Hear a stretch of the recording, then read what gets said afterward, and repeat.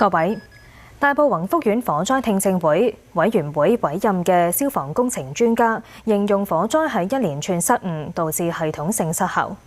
其一係存在大量可燃物，不論係咪阻燃都有堆積嘅情況；其二係火勢以每秒10米嘅速度蔓延，就好似火山噴湧；而天井起火造成嘅熱氣流令火勢乘風進一步蔓延。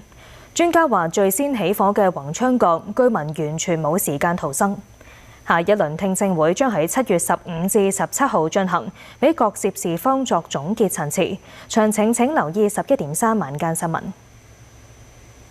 委內瑞拉發生當地過百年嚟最強烈嘅地震，北部連環2場7級以上地震，造成最少164人死亡，近1000人受傷。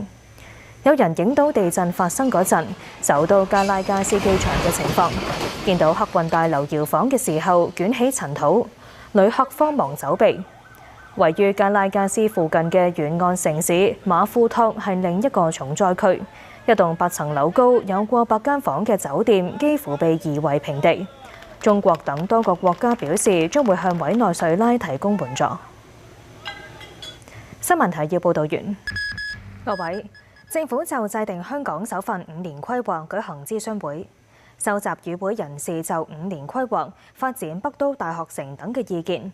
特首李家超會後公布新一份施政報告，下星期1起展開公眾諮詢，報告將回應5年規劃方向。下星期3係香港回歸29週年，全港超過3400間食肆推出優惠慶祝。有食肆推出全單7·1折優惠，亦都有遠餐半價、長者優惠等。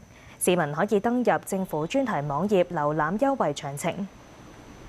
睇埋6合彩結果，攪出嘅號碼係12、16、19、20、28、30，特別號碼係29。新聞提要報導完。